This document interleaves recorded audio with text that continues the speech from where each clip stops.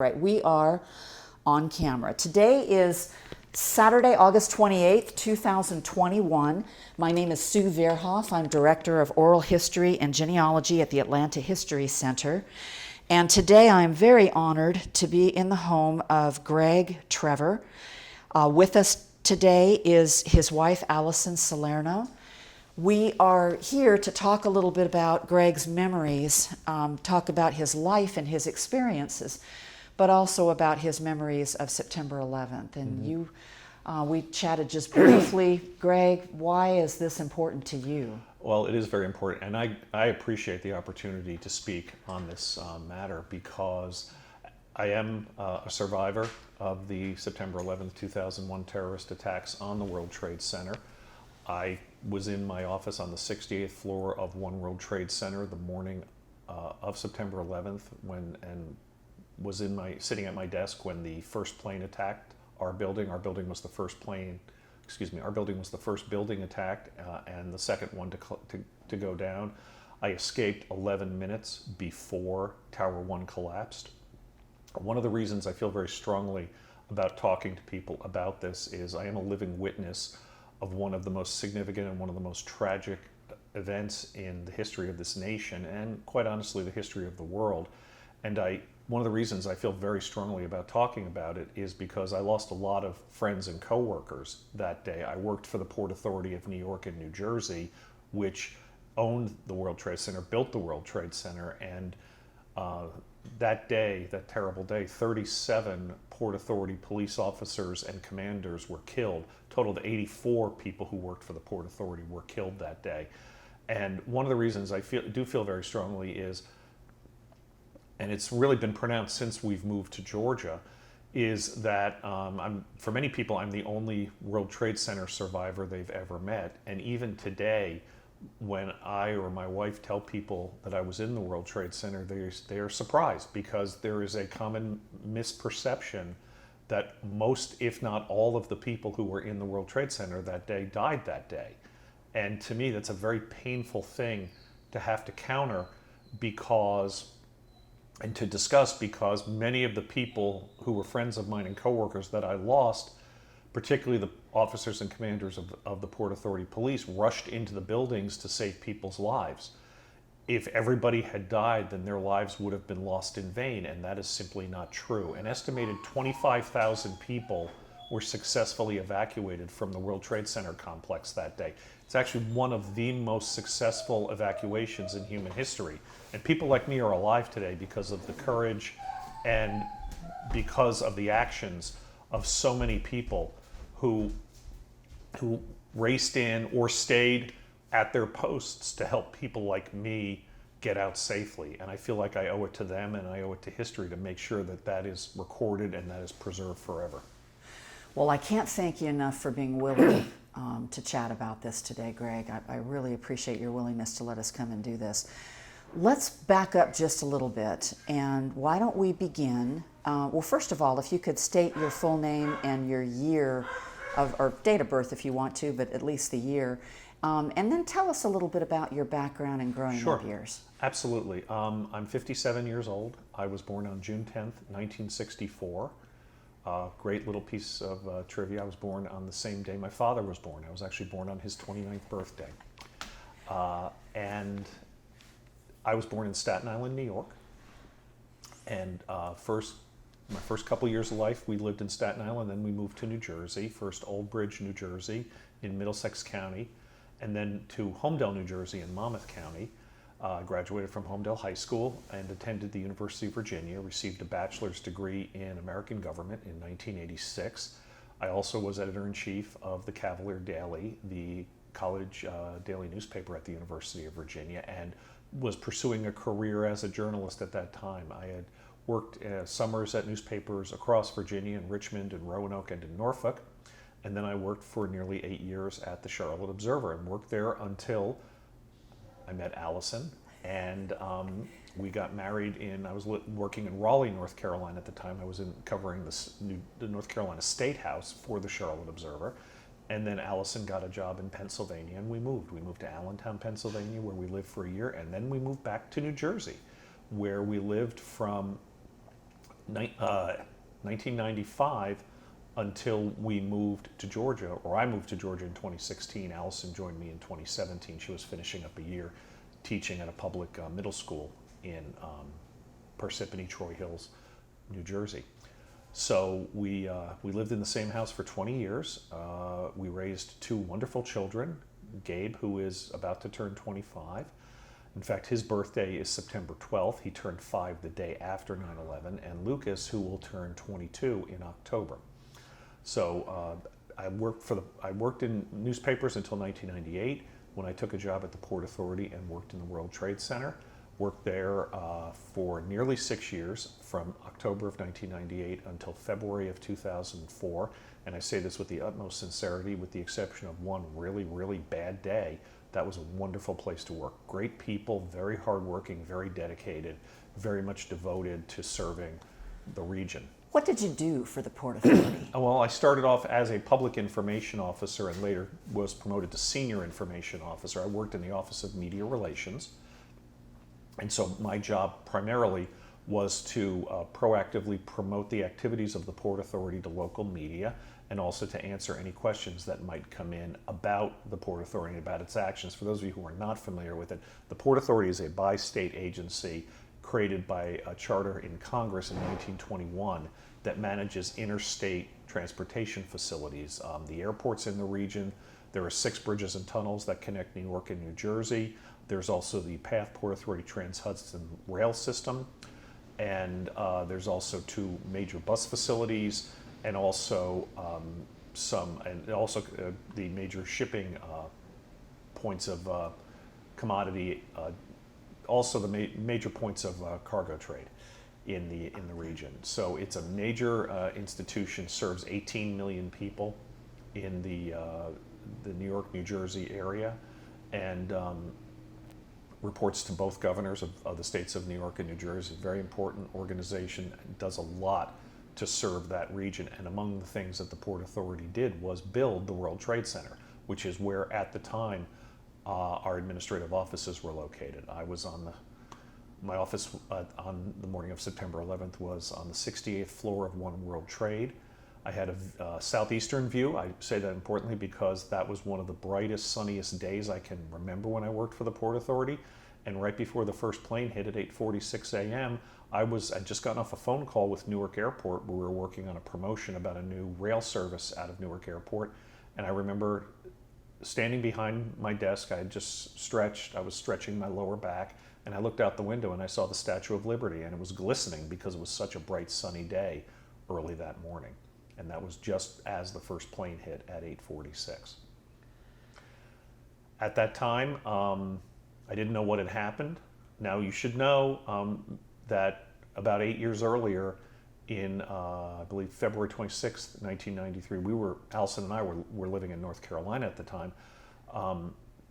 There was a truck bomb explosion where terrorists attempted to bring down the World Trade Center. They failed. Many of the people who were involved in that were also involved in the terrorist attacks of 2001. So when I first heard the explosion, my immediate reaction was that a bomb had gone off. How it felt, the initial impact knocked me almost to the floor. The building swayed, by my estimate, about 10 feet in one direction. Now, I should point out that when the Trade Center was built, one of the features that it had was that it was designed to sway up to 6 inches in any direction. Leslie Robertson, the lead engineer on the project, wanted to make sure that if a plane that hit accidentally in high fog or in bad weather, that the Trade Center would be able to absorb the blow. There had been, I believe in 1945, a propeller plane had hit accidentally the Empire State Building, and so that was on Leslie Robertson's mind when he designed the World Trade Center. So it was designed to sway up to 6 inches in any direction, but the way it felt to me, like it swayed about 10 feet, and then it swayed back and went back and forth. It felt a little bit like if you've ever taken a car antenna and bent it and watched it vibrate back and forth.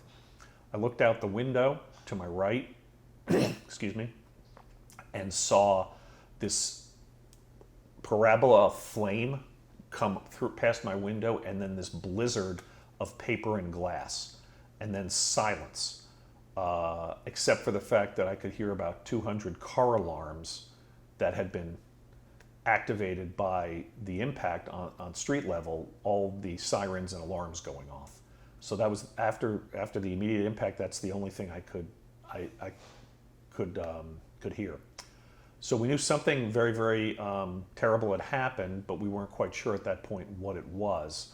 The next thing that happened, how I knew what had actually happened, was I immediately got a call from a local TV reporter asking me if I could confirm that a plane had hit our building. And when I asked him what his source of information was, he said about 200 people called us on their cell phones. So that was how I first found out that we had been hit by a plane. Now, I will say this, working at an upper floor at the World Trade Center, you became accustomed, I should use past tense, to aircraft flying around outside the windows. There used to be a free fly zone there, and you would have these, prop planes carrying advertising tow banners. There were helicopters. There were all kinds of things flying around. And I remember when I first started working there in 1998, it felt a little unnerving, but after a while you just get used to it.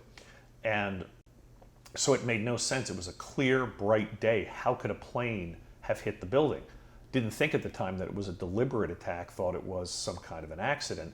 So I went running over to the office of my director, named is Kayla Bergeron, who also, ironically, at least to the best of my knowledge, has now moved to Georgia, and told her what I had been told. And she was on the phone with the chief operating officer, Ernesto Butcher. I got on the phone with the Port Authority Police Office, which was and still is in Jersey City, and told them what had happened. And we were discussing what we might have to do in the event of an evacuation. That was, again, probably between about 8:46 and 8:50 a.m., and we made a determination that it would be a good idea to evacuate the building. Now, I will point out that one of the evacuation procedures during some kind of an emergency is there is an operations center that was on the 64th floor of One World Trade, but we quickly decided that that was not a good solution, and I'm very happy we didn't, because we probably would not have survived. So we made a determination very quickly, probably within 5 to 10 minutes, that we needed to evacuate. Now, at that point, most of the people in our office had not come to work yet. I was actually working the early shift that day. Normally, I worked a 10 a.m. to 6 p.m. shift, but I actually had swapped with a colleague that day because the previous day, that previous afternoon and evening, we had escorted a group of New York Times editorial writers to Kennedy Airport.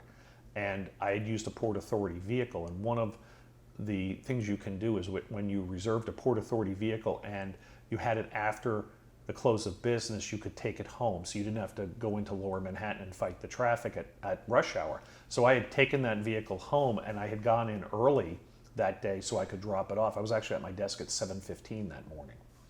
So I went to Kayla. We talked about it very briefly, and we decided we were going to evacuate our staff. And so I put some materials, notebooks, other things into a gym bag that I had. That I usually had a gym bag that I usually carried up my stuff from home, my dress shoes, things like that. And because I was like many people in New York, since I commuted by rail, I would wear sneakers to and from, and then change into dress shoes when I got to the office. And so, sorry, so it was a few minutes before 9 when we finally got everyone together and were able to begin evacuating. And at that point, one of the people who answered the phones, one of the things I should point out is that after hours or during a situation such as this, when the Port Authority Public Affairs Office was not officially open because it was an after-hours situation, we would forward the phones to the police department in Jersey City. So I told Anna Abelians, who was the early person on the phones, to forward the phones, and she said, "Well, Greg, we have 2 calls holding." I said, "Okay, you get rid of one, I'll get rid of the other one, we'll get the hell out of here." I pick up the phone and I go, "Greg, Trevor here," and this person goes, "Hi, I'm with NBC National News. If you could just hold on for about 5 minutes, we'd like to put you on for a live interview." And I said, no, I'm sorry, we're evacuating. And he goes, but this will only take a minute. And I said, you don't understand, we're leaving right now. And he kind of sputtered and said, but this is NBC national news.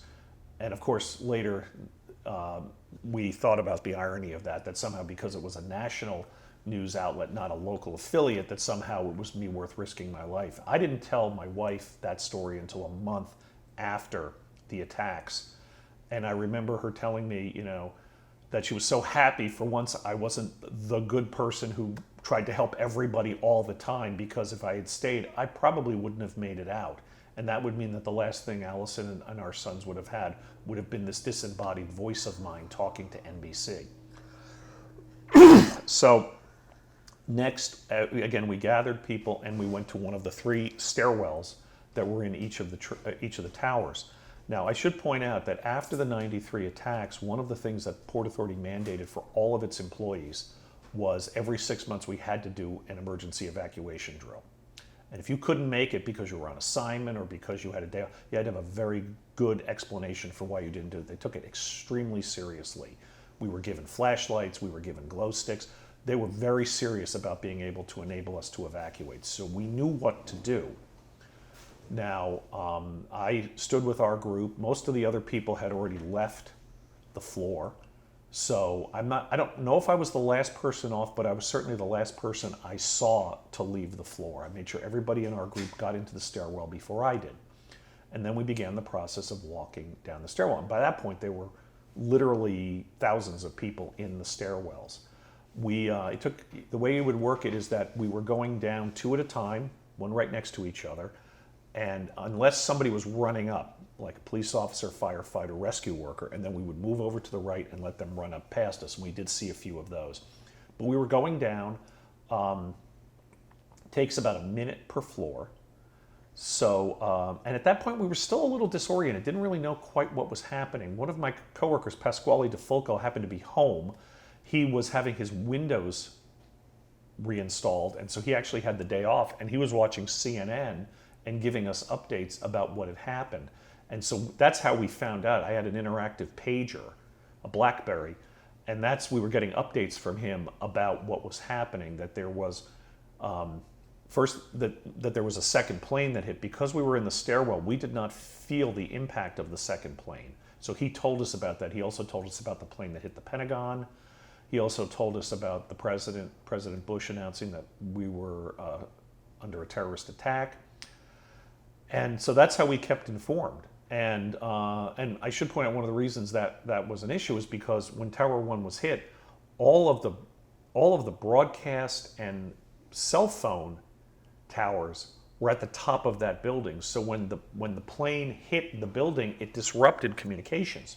So it was very hard to get through during that immediate time. So now we're in the stairwell and we're going down. Again, about a minute per floor, and it's orderly. People knew what to do. I, quite honestly, had used the stairwells many times for meetings. If I had meetings on other floors, rather than waiting for an elevator, I would go out into the stairwell and go up and down. So I knew the stairwells very well, and it was not considered unusual to be in there or to do anything like that until we got to the 5th floor. So this is about an hour later. This is right before 10 a.m. Right then, we felt this rumbling. I remember being thrown. I was on the left side of the stairwell. I remember being thrown to the right to the handrail. It hit my back. I looked up, excuse me, and then I saw all of this dust fall into my face. The lights in the stairwell died, and smoke started filling up the stairwell, and then water started rushing down the stairs. Now, here's what happened. That was when Tower 2 collapsed, so that was about 9:59 a.m.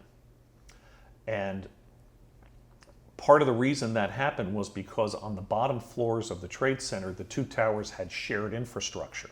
So when Tower 2 collapsed, it affected Tower 1 much more so than the initial impact did, at least based on what we experienced. Why did the water rush down? One of the interesting design features of the World Trade Center was that on the upper 3 floors of each building, and they were 110 stories, were water tanks. Why? because it's very hard to pump up water pressure that high. So what would happen is at night, water would be pumped up to those tanks, and then it would be a cascading system so that you could have water in the bathrooms, you could have water if you needed something for another purpose. And when Tower 2 collapsed, that ruptured those water lines. And so the water started flowing down. And so as that happened, so now we've got people trying to go down. The way I've described is it felt like wading through a dark, dirty river at night in the middle of a forest fire. It was hard to breathe. Fortunately, I had a cotton knit tie on, so I was able to put it over my nose and mouth and breathe. Other people did not have that luxury. I'm very glad I didn't wear a silk tie that day because it would have been a lot harder to breathe through. And we were instructed by the emergency workers to put our right hand on the right shoulder of the person in front of us so we could continue to move down and to keep going. Excuse me. Then we got down about another floor, down to the 4th floor, and then I heard, I'm about to use a bad word, I heard someone yell, "Oh shit, the door is locked." What he meant was that the door was blocked. The force of Tower 2 collapsing jammed the door at the very bottom of the stairwell, so they couldn't get it open anymore. So they were trying to extricate it. Now, the procedure at that point, what we knew from our training was if you could not get through a stairwell because it was impassable, you were supposed to go through a hallway to another stairwell. Here was the problem. At that level, the floors were mechanical floors. They didn't have offices. So the only way we would have been able to cross to another stairwell would have been to go back up so we could get to a floor where we could cross. So now we have a situation where we're wading against the current of that dark, dirty river. We have people coming down, we have people trying to go up. There's a lot of confusion. And I've said people were panicking, and I've been asked, well, how do you know that? I know, because you could tell from the sense of anxiety that people had. It was at that point, the first time, that I thought I might not make it. And I did a couple of things. I remembered the Lamaze breathing that we learned during our childbirthing classes, so I could stay calm. And I also closed my eyes and just made a mental picture of Allison and our 2 sons, Gabe and Lucas. And they were very little back then. You know, Gabe had these piercing blue eyes and dimples. Lucas had these blonde ringlets. Allison has beautiful brown eyes, and I just fixated on that. And I thought to myself, their faces will keep me calm. And if I die, they will be the last thing on my mind. That will be what I'll be thinking about when I die. And I also said a prayer. I said, please, Lord, let me see my family again. All I cared about at that point was to just see Allison and the boys. So then eventually they got the door open, but here's the problem. How do you get people to turn around and start going back down? That's when the man who I owe my life to, David Lim, had a brilliant idea. David was a canine officer at the Port Authority. Later, after Tower 1 collapsed, he was trapped for 5 hours in the rubble. He's one of, I think, only 16 people who were trapped in the towers who actually got out.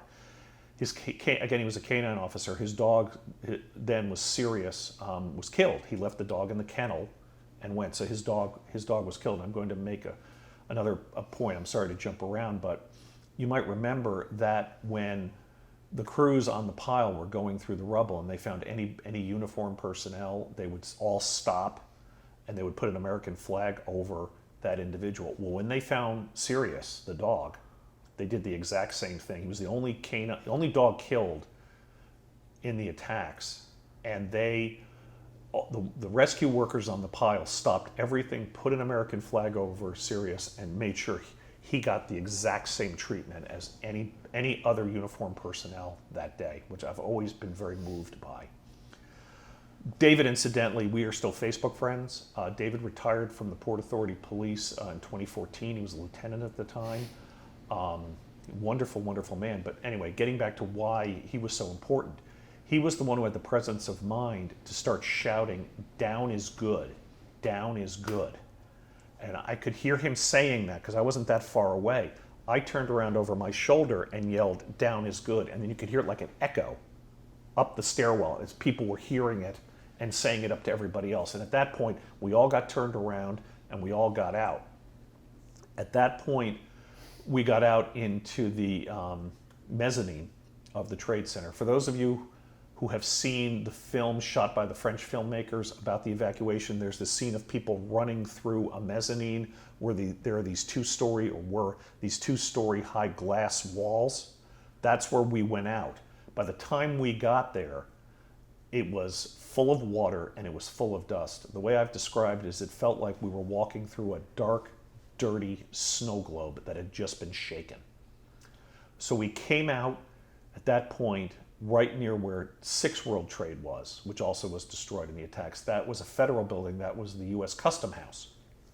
So we get out and we get led to an overhang, and there was a rescue worker there who would say, stop, and then he'd look out over the overhang and say, okay, go. And we had no idea why he was doing that. We did not know at that point that there were people who were jumping to try to get out of the buildings. So we didn't understand why this long after the attack that there was something we had to look out for. Now, I've been asked many times if I saw any bodies that day. I did not. Now, I don't know if that's something I've just blocked out of my conscience, but I do know that there was a lot of debris there and there was a lot of dust. And I think the dust covered any bodies that might have been there, so I didn't see any. So we walked around the perimeter of the Trade Center. And of course, we knew the Trade Center complex very well because that was part of what we promoted. And we answered questions about it all the time. So we knew where to go. And then we went down what is now known as the Survivor Staircase. That is the only portion of the Trade Center complex that was above ground that survived that day. And we went down to that, and then we went down the stairwell very quickly and then turned onto Church Street and started heading uptown.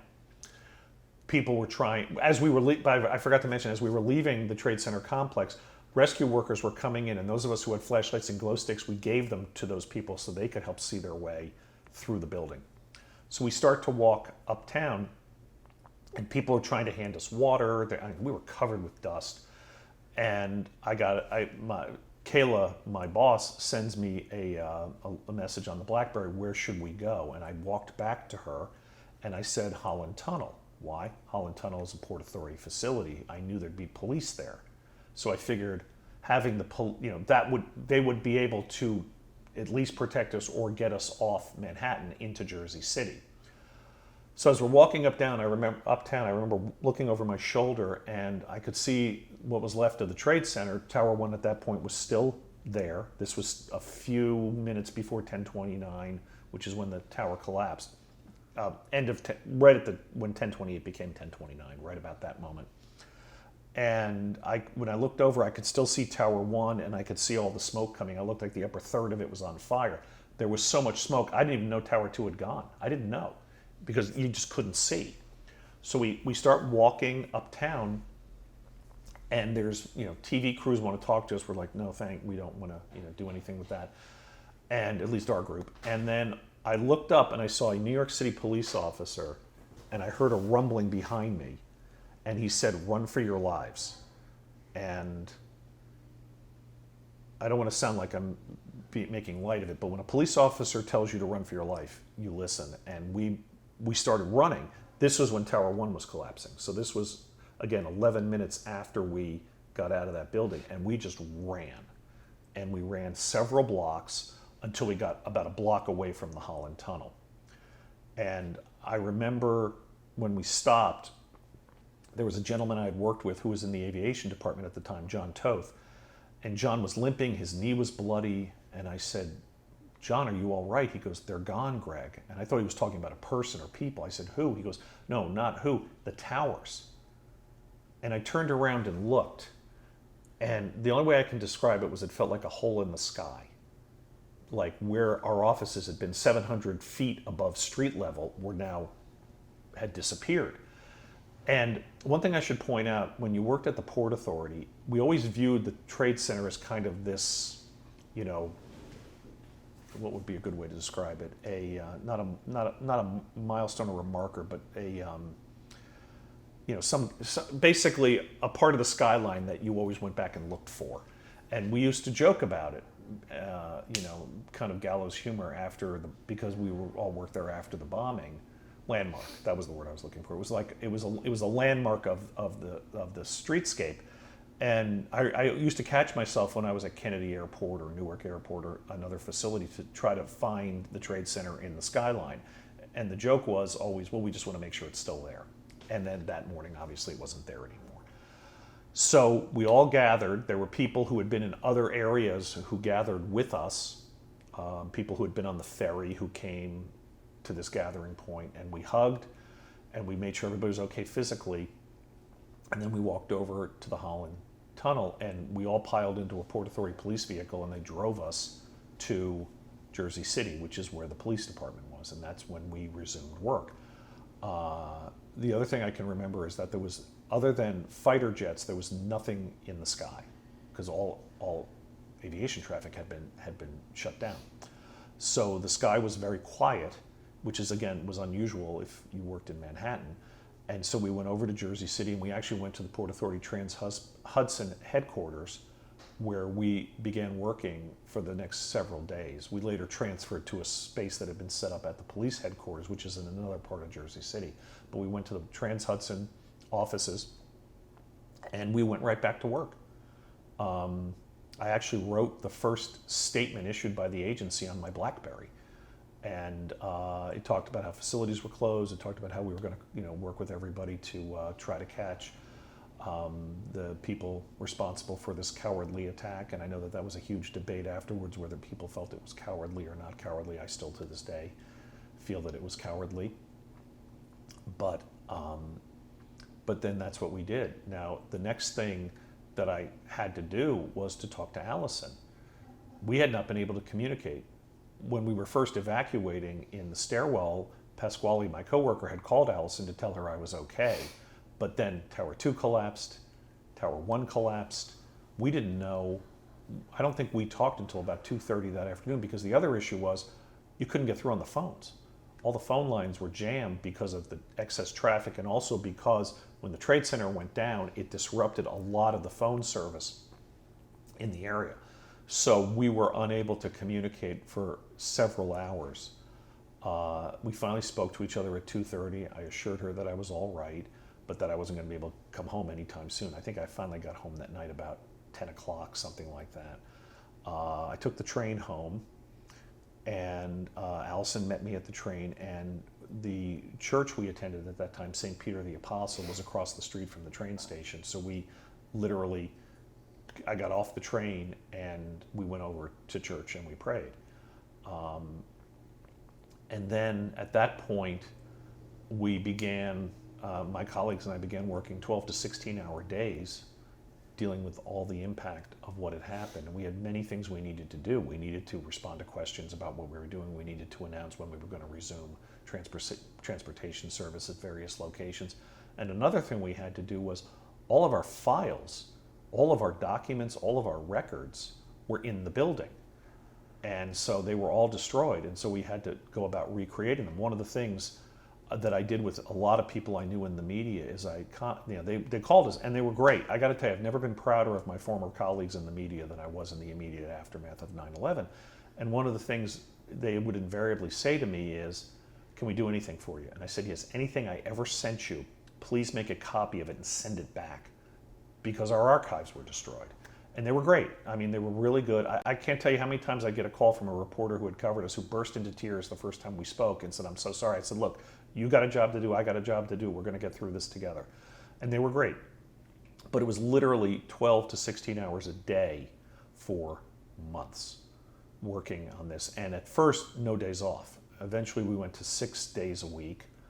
The one special consideration I got was usually the shifts were 6 a.m. to 6 p.m., 6 p.m. to 6 a.m. I got a special dispensation to work 8 to 8.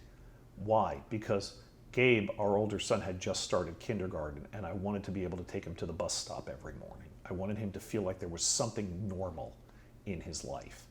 And so we would go to the bus stop, we'd drop him off, and then Allison, with Lucas, our younger son, in the back of the car, would drive me to Jersey City every morning so I could go to work. And then I'd take the train home at night. But that was in a nutshell, really just what the events of that day were like. Again, I owe my life to so many people who had both thought to prepare for the ability for us to evacuate, people like David Lim, whose quick thinking enabled people like me to get out of the building, and then other people who worked at the Port Authority, both civilian and uniform personnel, whose work that day just, again, people like me wouldn't be alive today without them. And that's one of the reasons, I said this at the beginning and I'll say it again, it's one of the reasons I feel an obligation as a living witness to talk about this, because I don't want anyone to ever forget what those individuals did and the fact that they sacrificed themselves so that people like me can still be here today, so that I can be here to celebrate my 28th wedding anniversary with Allison, so I could see my sons grow up to be wonderful young men, so I could do all the things we've been able to do in the last 20 years, and everything I've been able to experience, both good and bad. I am just so grateful to those individuals. The other point I'd make, and this is something I feel very strongly about, is I think it's especially poignant right now in the era of COVID, and that is mental health care. I've been, thanks to Allison, I started going to therapy immediately after 9/11. At first I was like, I don't want to do this, I don't have time. And Allison said to me, you're going. And so I went.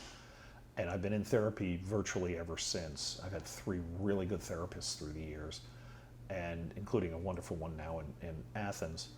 And dealing with the effects of PTSD and survivor guilt, dealing with the physical impacts that it has had on my body, on just the results of dealing with the anxiety, the results of dealing with the effects of the medication I'm taking for anxiety and how it has, side effects on my physique, and just still being able to, even now, try to process what happened and where we go. The recent events in Afghanistan have been triggering.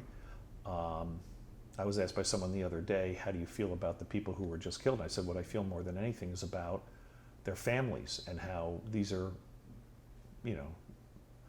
wives and parents and children who are not going to have their loved one returning home. And that to me it's the personal toll of all of this. And one of the points I made was that I'm going to add them. I do every time we are in church, I say a special prayer for the innocent people killed on September 11th, 2001, the ones killed on September 11th, 2012 in the Middle East, and then also now for the people killed in this terrorist attack the other day, and that is, may their bodies find eternal rest, their souls find eternal joy and salvation, and their families find eternal comfort. And that's what I truly hope for all of these individuals, that they will be able, that their families will be able to just continue to cope with the aftermath of something that not only was so devastating, but was so publicly devastating and was so part of the entire psyche of the world. My father is an ex-Green Beret. I mentioned we share a birthday. The night of the attack, after the attacks, I was on the phone with him and he asked me, how should I describe you? Are you an evacuee? Are you a victim? I said, I'm a survivor.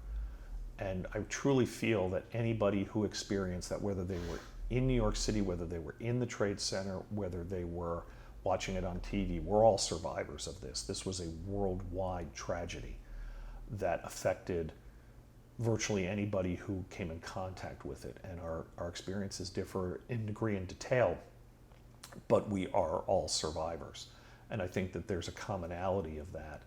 That is something we can all share if we were alive at that time and had any experience along those lines. Sorry.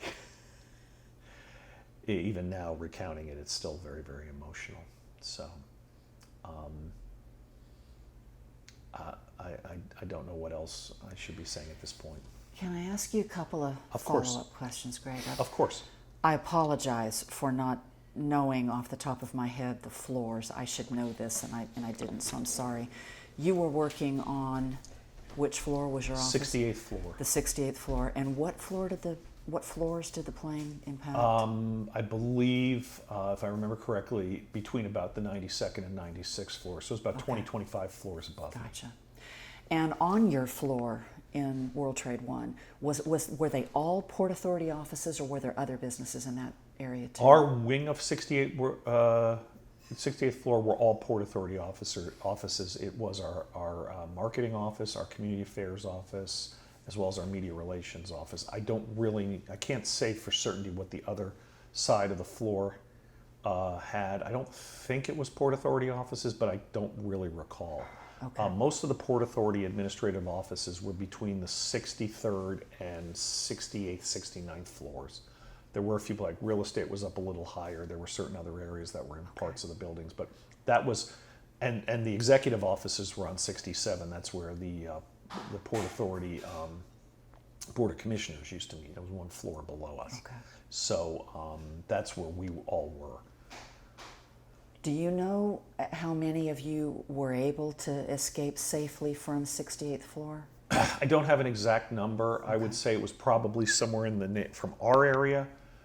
Nobody who was on our floor died, so that I'm aware of.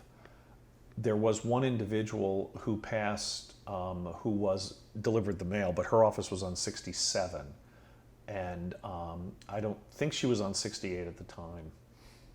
But to the best of my knowledge, everybody who was on the 68th floor worked for the Port Authority in our area did survive. Probably, if I had to estimate, I'd say it was probably somewhere around 24. Okay. Okay. And would there have been more had the attack happened a little later? Because you said many were not at their desks yet. Yes, most people came in, either worked an 8 to 4 shift, a 9 to 5 shift, or a 10 to 6 shift. Again, normally I would be working 10 to 6, but I had swapped. Two things. One, people would arrive at their desks. People were pretty punctual. Number two, obviously the mass transit to and from Manhattan was disrupted, so a lot of people were on their way in when it happened. And then the other thing was there was a local mayoral primary that day. It was the day of the mayoral primary and city council primary in the city of New York. So a lot of people who would have normally been in the Trade Center complex, not necessarily Port Authority people, but other people who'd been there, were actually lining up to vote that morning when the planes attacked. If it had come a little later, there probably would have been a lot more people hurt.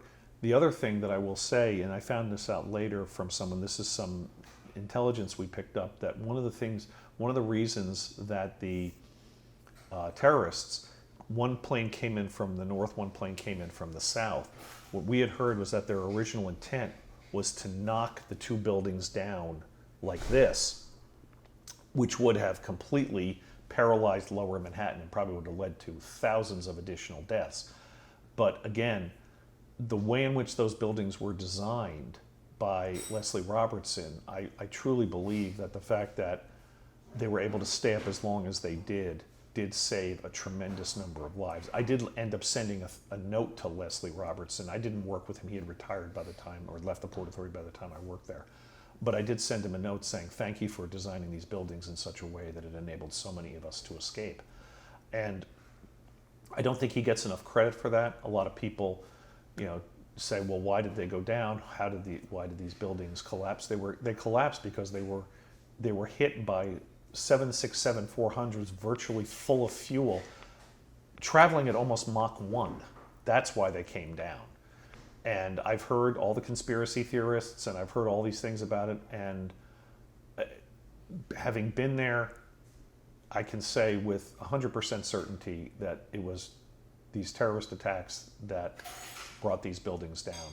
And the fact that, again, that they stayed up as long as they did is why people like me are alive to talk about it. How long did it take you to make your way to the Holland Tunnel? That's hard to estimate. Probably, we got out about 10:18. We probably got down, so it was about 10:20 Well, I mean, we ran at about 10:29, so it probably took us about 15 minutes total, start to finish. First the walking and then the running. So I'd say probably about 15 minutes. Okay. All right.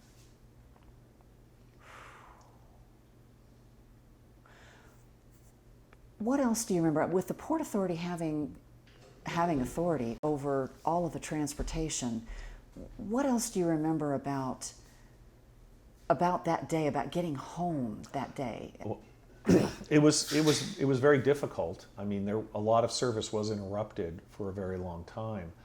I know the bridges and tunnels remained shut down at least for a few days. The airports were certainly shut down for several days. I was able to get home on New Jersey Transit, which was the way I used to go into the city was I would take a New Jersey Transit train from New Brunswick, New Jersey, which was one town over from where we lived, to Newark, New Jersey. And then I would get on a PATH train that would take me into the World Trade Center. Obviously, I couldn't take a PATH train from where we were, but I could. If I remember correctly, I think I can't remember if I got a ride on a bus or a police car or something, but they took me. Oh, I was transported over to Newark, where I was able to catch a New Jersey Transit train home. And the other thing I remember was that no one bothered to look at tickets that day. I had a monthly pass, but no one cared. They just said, get on the train, go home. There was virtually nobody on the train. By then it was about 10 o'clock at night. And so that's how I was able to get home. And then after that, I could, if I needed to, take a train to Newark and then take another train to Jersey City and then take a third train eventually to get into New York when our offices, for those of you who are familiar with the geography of New York City, when we returned to Manhattan a few months later, we ended up working at around 14th Street and Park Avenue South near Union Square. So that was actually a 3-train ride to get there and back. But so that's why initially, usually Allison would take me to Jersey City, and then if I remember correctly, I would take PATH service resumed a couple of days later. I would take PATH to Newark and then take a train home. But I will say this, it was very odd commuting in every day. You felt like you were commuting into a war zone. There was still smoke rising from ground zero. There was still a lot of disruption in the area. It really felt like I was commuting from this very safe suburban town into a war zone. That's how it felt, and it was very disorienting. But that was one of the reasons. There, as part of the business interruption plan, the Port Authority did rent out an entire hotel in Jersey City, and if I wanted to stay there, I think Alice and I stayed there one night. But I wanted to be home. I wanted to be with Allison. I wanted to be with the boys. I wanted to be in our house. I wanted to be somewhere that felt more normal. And so that's what I did. And I'm really glad I did, because I felt like it really helped us begin the healing process a lot faster. What were your thoughts when you saw Ground Zero for the first time after that day? Well, it was 4 days later. And we had a media availability, talking to the media that were there, to introduce them to many of the heroes of that day, the people who'd survived, and including David Lim. And I had known David because he was in the Trade Center. I'd met him a few times. Sirius was a beautiful dog. We had conversed a few times. We got to know each other really well after this happened. I remember I had to arrange a phone call with David and a reporter from Newsday, the Long Island newspaper, because again, David had been trapped in the rubble for 5 hours. And I remember we were on the phone and the reporter was asking David about his experiences that day, and he told the down is good portion of it, and I burst out, I go, "That was you?" I didn't know it was him. I had not realized it was David. And so he told the story, and that's when we finally made the connection on that. And I said, "Well, you saved our lives." I just blurted it out because it was the truth. And I remember when David came to Ground Zero to talk to reporters, my boss Kayla burst into tears and gave him a hug and said, you saved our lives. I mean, literally, that was what I remember the most from that day, was just making the connection with David and other individuals whose heroism made it possible for me to still be here. That was really what I remember most about the first time I went to Ground Zero. And after that, I did, for the first several months until the summer of 2002, I was mostly focused on other things related to the recovery. I had worked with the two areas I specialized in at the Port Authority were aviation and the police. So I spent a lot of time working on the issues of restoration of air service, the impact that it was having on airlines and all the air traffic implications. And then one of my assignments, I mentioned before that the archives had been destroyed. Well, that included the personnel files of all the Port Authority police officers killed that day. So one of my jobs was to recompile those folders, to interview witnesses, to gather information so that we could tell the story of these individuals and their heroism. By our estimation, Allison and I went through this once, I think we were able to figure out approximately half of them were when the towers collapsed. And one of the things that resulted from that is about 6 months later, I didn't mention this person before, but the person I was probably closest to who was killed that day was a woman named Kathy Mazza. She was a Port Authority police captain. She ran the training academy, which was in Jersey, and we worked together on a lot of projects. She had been an operating room nurse who later became a police officer. And she created the first portable heart defibrillator program at transportation facilities in the tri-state metropolitan area. And with the 4 hours of training that you needed at the time to use a portable heart defibrillator, and installed them in all the airports. In fact, I remember when we installed them for the first time at the Port Authority bus terminal near Times Square, we had an event, and we brought back the first individual who had survived from a portable heart defibrillator being used, and he had flown into Kennedy Airport and gone into sudden cardiac arrest, and we revived him, so we brought him back forward. I remember like 3 days after 9/11, he called me and said, "I have to ask you about Kathy." I said, "Well, yes, we think she didn't make it."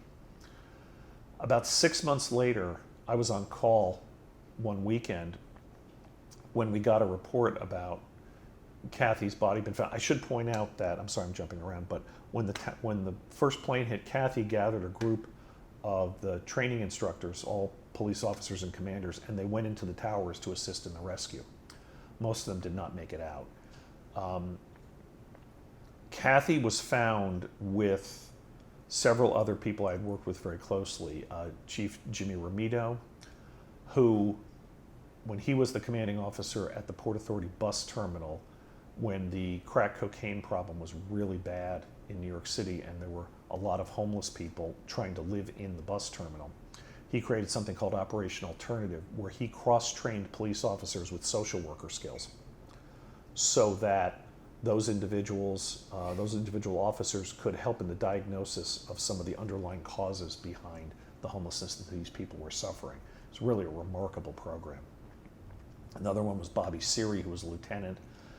Bobby, I remember about a month before 9/11, I was on call, and there was an incident at the bus terminal. Bobby was working an extra shift at the bus terminal. A bus had come in from Boston to New York, and just as the bus was arriving, a gunman opened fire in the bus, wounding 4 people. Bobby led a team into the bus and got this individual to surrender without any loss of life. No police officer was killed, no passenger was killed, the gunman wasn't killed. Bobby was an amazing guy. So about 6 months later, Jimmy Romito, and I should point out, Kathy and I worked together so closely that when Kathy was promoted to captain, I was very honored that she invited Allison and me to go to her celebratory dinner, and we sat at the table with Chief Romito and Lieutenant Seary and their families. So it was a really wonderful person to work with.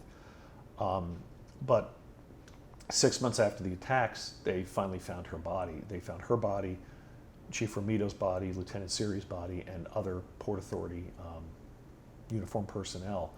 and they were next to an overweight woman in an evacuation chair. And the best we can determine was that they were attempting to carry her out to safety. And based on the debris field surrounding them, they were about 10 feet from the door. So just to show you, and usually when something like that would happen, I would have found somebody in the police department to answer questions about these people. I said, no, I'll do it. I know these people well enough that I can talk about them.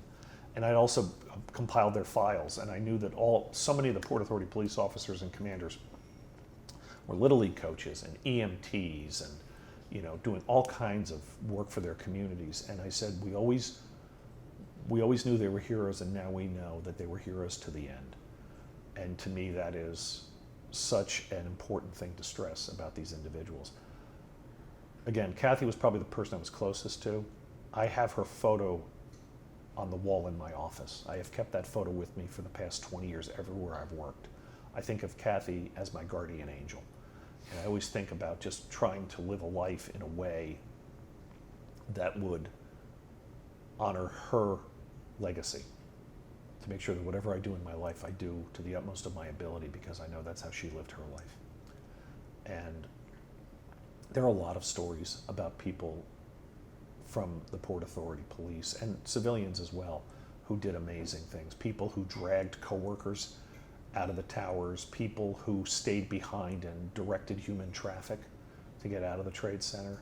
I mean, there's so many stories of heroism. And again, one of the reasons I speak as a living witness is I want to make sure that those are preserved as much as possible.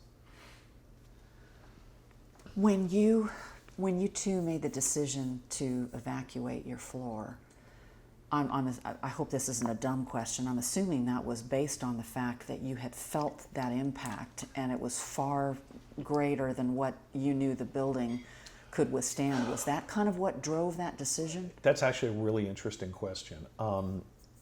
When we were discussing what to do, there were several of us there speaking at the time. Kayla, I mentioned. There was this woman, Peggy Zock, who I think was our controller. I'd have to look that up. But there were like 3 or 4 of us discussing what to do. Should we go to the 64th floor to the command center? Should we go to 3 World Trade to the Marriott Hotel, which is where they had set up the emergency communication center after the 93 bombing? And I said, I have a better idea. Let's get out of here. We have facilities in Jersey City. I had already called the police desk, and I said we might be coming over there. And Kayla, we didn't know. There was just so much uncertainty. And we were talking about leaving. The floor was filling up with this grainy smoke from the jet fuel and all the upholstery and everything else that was burning. And then suddenly, this individual, I honestly don't know who it was, came in and just started yelling at us, "You have to leave now, you have to leave now." I don't know where that person was. I don't know who that person was. I don't want to sound too, too out there, but who knows? Maybe it was an angel. I don't know. But somebody said to us, "You have to get out." And I said, "Come on, let's leave." And that's when we finally decided, and I'm not saying I'm the one who told everyone to leave, but I was making the case, we need to get out of here. Let's go. Let's get out of the building. It will be safer to be on the street. And we all agreed eventually, and that's when we decided to leave. And that only took a few minutes. I mean, it wasn't a long debate. But there really was, it was not hard to figure out once the smoke started to fill on the floor and we knew it was a terrorist attack. Well, actually, I should back that up. We didn't know at the time it was a terrorist attack. We knew it was a plane crash. So we knew that there was, potential structural damage of a serious nature to the building, to the tower. Any other memories of that day that we haven't covered that stand out to you? Maybe things you saw on the street, things you experienced in the stairwell? I will say this about the stairwell. Year or so, maybe year and a half later, after I told you I still did aviation and the police. In the summer of 2002, I was reassigned to focus mostly on the rebuilding. And so I would take groups over to Ground Zero. And I remember taking a couple of New York Times reporters into the basement area, which is where the cars had been parked, and some of that was still intact. And I remember walking through that stairwell to get down, which was still there. And I remember the lights, the kind of greenish lights, were very reminiscent. The smell of the smoke and the human perspiration was there, and that really was kind of triggering. So I do remember that, and that brought back what it was like to be in that stairwell. What I remember most from being out on the street after we got out of the Trade Center complex was just this very disorienting situation. People still didn't know what had actually happened. I mean, there were people on the street who had obviously seen the second plane hit, and so there was the understanding that this was deliberate. But again, that had not really been conveyed to us. Our basic idea was to get out and to get safe. And I do remember a lot of people on the streets. I remember a lot of people milling about. I remember a lot of people looking confused and obviously very, very distraught about what had happened. And I remember, again, looking back at the tower and seeing it on fire. That's the strongest memory I have right after we immediately left. And then after that, the feeling I had was, again, after the Tower 1 had collapsed, which was to look back at that just unbelievable feeling of what it was like to think that just a few minutes earlier I had been 700 feet up in the sky and where I was didn't exist anymore. So that was very, very unnerving. And we had been to the Trade Center. I'd taken Allison and the boys there. Lucas was too little to do this, but anytime we would be watching a TV show and an image of the Trade Center would come up, Gabe would say, "Daddy work." That's where Daddy worked.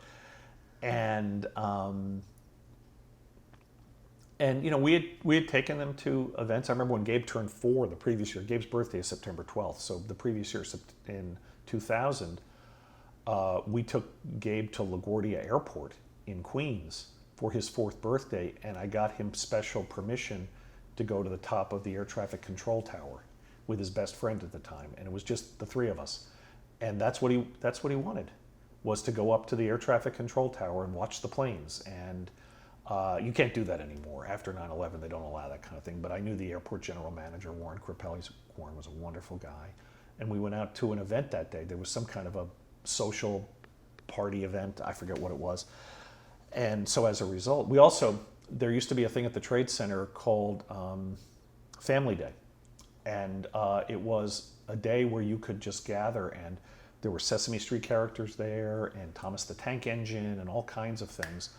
And it was usually late summer, early fall. And we used to get 25,000 people there. And it was all these people who would not be able to afford to go to Sesame Place in Pennsylvania or something like that. So they could shake Elmo's hand, and they could see Thomas the Tank Engine. And because I was one of the people who worked the event, we got to be in the green room with all the celebrities. And that was very, very cool. And I think that might have been when Allison was still pregnant with Lucas. And so that would have been September of 1999 when we went there. It was Gabe, Allison, me, and obviously our unborn child. But there was just a lot of really neat, cool things you could do around there. They used to have summer concerts that played around. Tito Puente would just show up unannounced and play on salsa night, and there was just a lot of really, really cool things about being working there. And one of the things I always found absolutely fascinating was the elevators. Okay.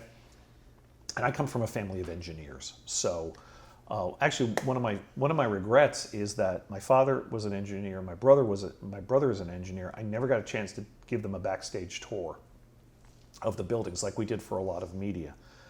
And the way the elevators worked, they didn't have elevator operators, but they also didn't have computerized elevators. It was kind of in this in-between in the 60s and early 70s. So they had this incredible system of switches and counterweights. And you'd go into the elevator room, and if someone was, say, going from the 44th floor to the 68th floor, you'd push the button, a little switch would go, and this little thing would go counterclockwise. It was just amazingly designed. I mentioned the water tanks and how amazing it was that they had the presence of mind to pump the water up and let gravity do its work. I always remember one time we took a film crew up. I mentioned that Tower 1 was the tower that had all the broadcast equipment. We took a film crew up there one day, and you had to get special permission. You had to have an official FCC escort take you up there because there were microwave relays and things like that. It was a lot of expensive equipment and it was a little bit dangerous. And I remember being up there one day with this crew, and I looked down the Jersey Shore, and I could actually see a storm coming up the coast. You could actually see the wall of rainwater vertically coming north.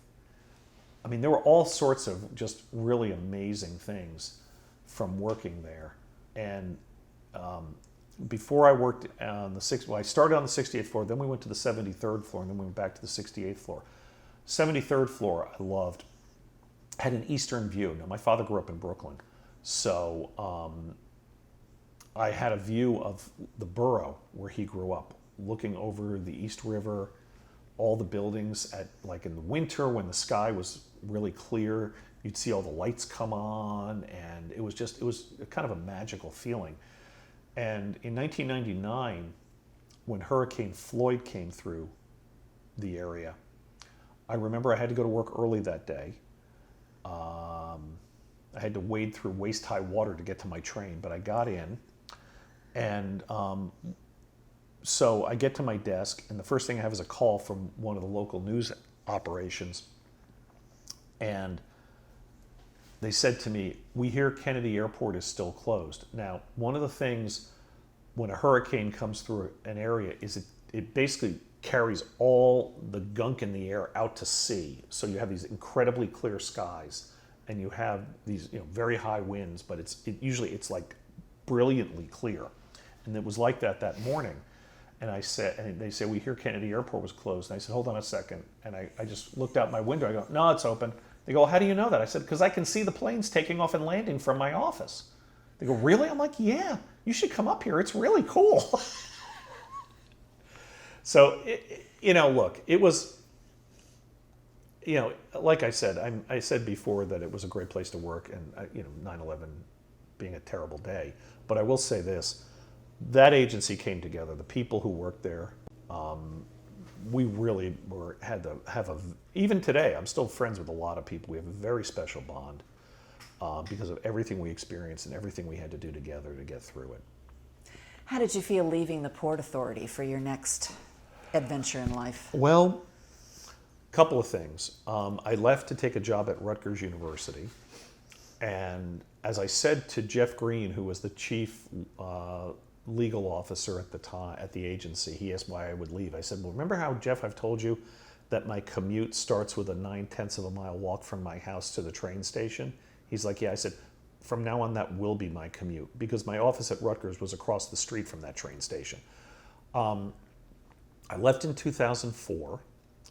I must admit, I was really physically tired from everything that we had to do. I didn't mention this, but in December of 2001, I got pneumonia as a result of exhaustion from everything that we had dealt with. I was still dealing with PTSD. And our kids were starting to get a little older. By the time I took that job in 2004, Gabe was 7, Lucas was 4. And we felt it would be important for me, and it was a great opportunity. I was the senior director for media relations, so it was a really nice opportunity to work at Rutgers, and I really enjoyed working there. But the biggest reason was that it was close to home. So if I needed to take an hour to go to a musical concert, I was able to coach Little League. I was able to coach basketball and take the kids to soccer practice and things like that, and still have a full working day. I mean, I remember, it was interesting because when I started working at Rutgers, I no longer had 2 hours commute into the city every day and a 2-hour commute home. So I felt like, I felt like it was that stress just wasn't there anymore. And in fact, the night before I got offered the job, it took me 4 hours to get home that night because of power failures on the PATH system and New Jersey Transit, which I took as a sign that I should take the job. But I will say this, when I left the Port Authority, they gave me a beautiful farewell party. And one of the things they gave me, I'm still emotional thinking about it, were they gave me an American flag and a Port Authority flag, both of which were flown at the World Trade Center site. The Port Authority flag is in my office here at the University of Georgia, and the other flag is in our bedroom, in those triangular cases. And it was just very, very moving that those individuals. And I was so proud because most of the chief executives at the agency came to my party, and I'd worked very closely with so many of them on so many things, both before September 11th and then in the aftermath, and particularly with the rebuilding. Among the things I managed was the communication, the PR for the reopening of PATH service from New Jersey to the World Trade Center site.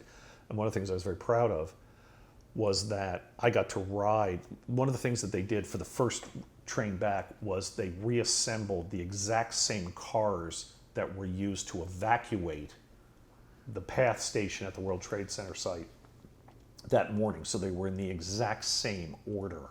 So it was the last train that brought people out was the first train that brought people in. And I was very honored to be in that car with the VIPs and Governor Pataki was sick, so he couldn't be there. And it was Jim McGreevey, who was the governor of New Jersey at that time, and Mike Bloomberg, the mayor of New York, on the train when the doors opened and the restoration of service. And I was very proud to be on that train when it came through. And it was a very, very kind of unnerving experience because I'd ridden those trains so many times into work, and to be part of being able to ride in again. And even a few years ago, even after we moved here, I attended an event. The Peabody Awards for broadcast are part of the University of Georgia. And in those days, they had the dinner in Lower Manhattan. And so I flew up in 2017 for that and stayed in Jersey City. It was funny because so many of the people from the university stayed in hotels in Midtown Manhattan, and they had a hell of a time getting down there. I said, I'm going to stay in Jersey City. It's 4 PATH stops and I'm there. But it was just being there, looking through, riding that train in again, and being able to use that station again that had been rebuilt. And by the way, it's absolutely spectacular now.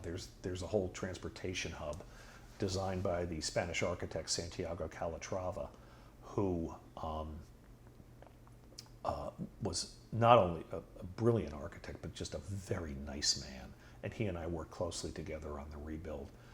And in fact, one of the things I have in my office is a plaque with the picture of the Trade Center, but also his initial design for the transportation hub. And if people who go into Manhattan, I really would recommend that they see it because it is architecturally spectacular.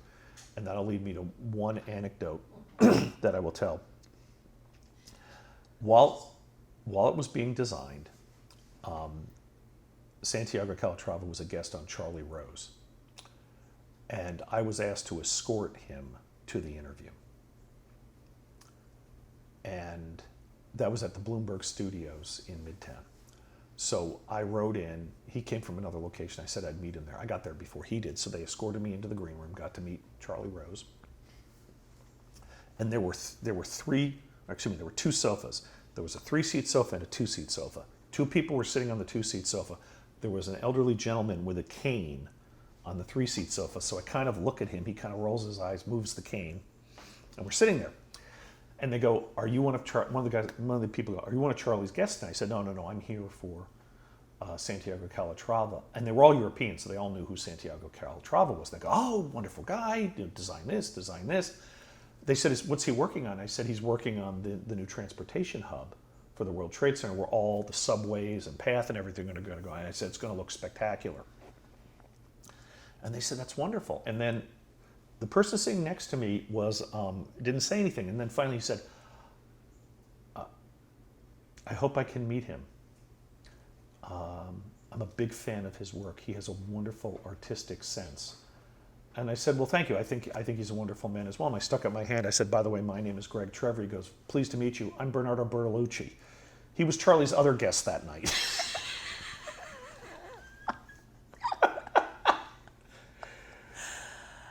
Oh my gosh. So That's just again, one of the anecdotes of what it was like to experience that situation, and at least maybe a little bit of humor surrounding some of this.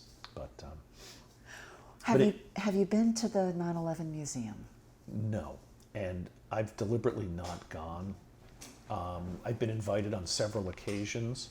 Once when I was at Rutgers, and I was part of the Emergency Operations Center there, so I got to know all the emergency people. There was a meeting of all the Rutgers joined the Big Ten a few years ago. There was a meeting of all the Big Ten emergency staff, and I spoke to them about my experiences. And after I spoke to them, they were leaving to go to the museum, and they asked if I would join them. I said it's still too painful for me. There was this Oliver Stone movie called World Trade Center about two Port Authority police officers who were trapped, John McLaughlin and Will Jimeno. I actually got to know Will. They both survived eventually. I got to know Will very well because I prepped him for interviews he did with the media. So I know that story very, very well, and I still can't bring myself to see that movie. There are some things that are still too raw and emotional that I just cannot do. I hope at some point in my life I might be able to, but even now it's still too much for me. Although I will say one of the things I am proud of is that some of the items that were found that had survived the PATH station, we helped to preserve so that they could go into the museum, because I felt that was very, very important. There was like those very 70s like sci-fi looking directional signs and things like that. We made sure that those were preserved and were safe to be in the museum. I don't know where they are, if they're displayed there, but I do know that the survivor staircase is one of those features that was preserved, and I think that that's really good. Anything that can give people a tangible connection to what happened that day, I think, is very important. Well, as you very well know, we are approaching the 20th anniversary of that day. Yes. Is there anything that you would like people to know or reflect on as we begin to commemorate that day? Yes, I would. Couple things. One is to remember the individual heroes. There are so many, I've told a few of them, but there are so many wonderful stories about the heroism of people who were there that day. I think that's very important. Two other things that are interrelated that I think are important. One is, despite everything that we went through, despite everything that our family went through, the optimism that I retain, remembering what it was like when virtually the entire world came together as a result of what happened. I always think of the headline in Le Monde, the French newspaper, the next day, "We are all Americans." What it shows me is that humanity has a capability to come together in such a way that we can focus on the many more things that we have in common than that separate us. And I think that's a very important thing. The third thing, and it's interesting because this is one of the things I talk to students here at the University of Georgia. I speak to a class in crisis communication every semester, and we talk about this. And one of the points I want people really should understand, particularly in the age of this pandemic, is when tragedy occurs, when we all face adversity, we don't have to do it alone. There are people around us who are willing and more than eager to help. And if we turn to them, people are going to be so likely to and so willing to come together and to help one another. I think it's very important for people to understand, because one of the things I hear a lot of in this era is a sense of loneliness on the part of people, a sense of separation, a sense of isolation. And I think it's important for all of us to understand that we as human beings need to be looking out for one another, and we need to be able to I'm not going to say this elegantly, but I'm going to try to, we need to be willing to let other people be there for us. And again, if there is one thing this has taught me, we as human beings have so much more in common than we do that keeps us apart. I am going to tell one more anecdote along these lines. A couple of years after 9/11, one of the things I did was I said I did tours of Ground Zero. I did a tour for the State Department of Middle Eastern journalists, showing them the sites and everything. And I remember when I was there, and they knew my background. And at one point, I could tell they were very anxious. And I said, "Is there something wrong?" And one of them just said to me, barely above a whisper, he said, "Do you hate us?" And I burst into tears. I said, "No, of course I don't hate you. I know you weren't responsible for this." But, there's that whole sense of where people were from and what their backgrounds were or what their religious faiths were. And to me, I never saw it that way. My feeling was always this was a group of evil people who were trying to do something evil to drive us apart. That the whole point of it was to make us fear and distrust each other. And the way we combat that, the way we overcome that, is by focusing on our commonality. And that's what I told them. And I said, "No, I don't blame you." And because they were from the Middle East. They didn't live in the United States. They felt very self-conscious of being there. And not from me, ever. And I just wanted them to understand that. And I will put in a plug for one thing Allison and I have advocated for, and we've done it in a couple of communities, is how do we remember September 11th going forward? What are we going to how are we going to remember it in 50 years? Let's face it, Americans don't do a very good job of marking important dates. We either commercialize them, and for us, the last straw on that was Thanksgiving. Allison and I met at a Thanksgiving dinner party 30 years ago. Thanksgiving is the most important holiday in our family calendar. And a few years ago, suddenly it was like early Black Friday sales start, doors open 6 p.m. To me, that was almost sacrilegious. So we either commercialize them or we forget about them.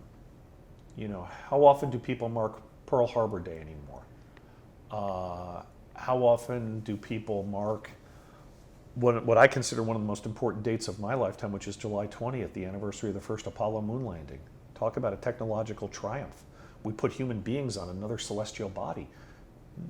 We don't remember that. And so I wonder, and we've seen signs. We've seen people who've tried to use 9/11 to sell coins. We've seen people try to use 9/11 to sell mattresses. And we've also seen, fading remembrances of the day. So I wonder, where are we going to be in 50 years? And this was the idea I came up with. And it was actually, I wrote an essay about it that was published in the Washington Post 7 years ago. And it said that presidents since September 11th have said September 11th should be a national day of service, which I think is a wonderful thing. But let's face it, not everybody can serve. So maybe we need a day that would be more inclusive. And our idea was to make September 11th a national day of discussion, where communities deliberately set up programming and ideas where people with differing views and different opinions can come together in a safe setting and talk. They can talk about what they might misunderstand or mistrust about other people. They can talk about the anxieties they have living in a community.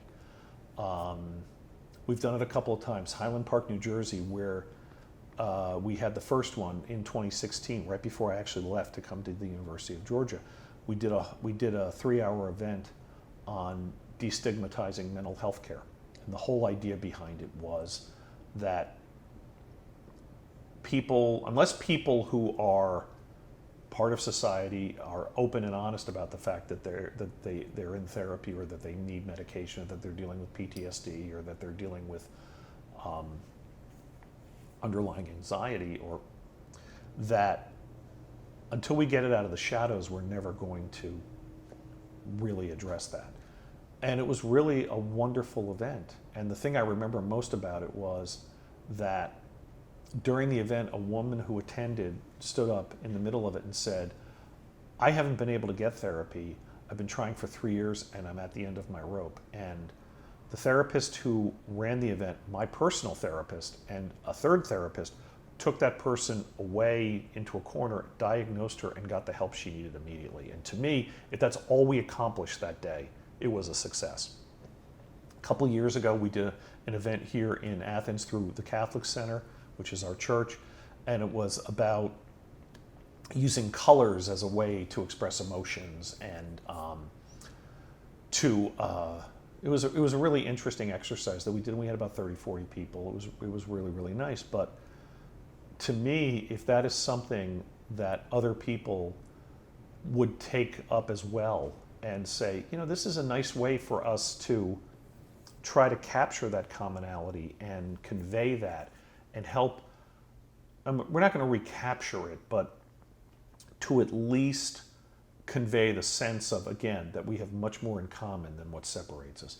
And we can talk about the misunderstandings and the misinformation of that cut across politics and cut across culture and cut across society and cut across religion. That would be something that I would, love to see other people follow and take up the mantle for. That's amazing. This has been amazing, Greg. I cannot thank you enough for this. I have learned so much. I'm sure as soon as I turn the camera off, I'll think of 400 questions that I should have asked. But don't worry about it. Is there anything that we haven't covered that you feel is important?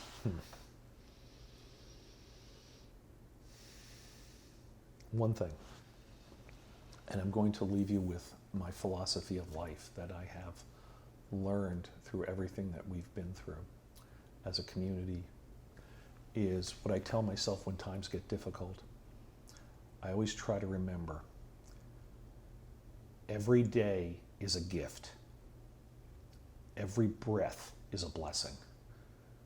Being alive on this planet with other people, experiencing both the good and the bad, is truly special. And I think the more we can remember and keep cognizant of all the wonderful things that are around us, the beauty that is around us, the wonderful people that are around us, the dogs that sometimes are smart enough to stop barking that are around us, that I think that it's always, because we all have tough days. I have tough days. I still have days when I have waves of sadness about what happened on 9/11. But I think to myself, you are alive. You're alive because of the heroism of other people.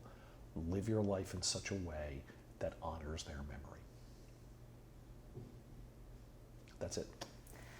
Well, I can't think of a better way to conclude the interview. Thank you again. Thank you for taking the time. Welcoming me into your home and for being so frank and open about this. I really appreciate it. Again, as a living witness, I feel I have no other choice. And I do appreciate the opportunity. Thank you. Off camera.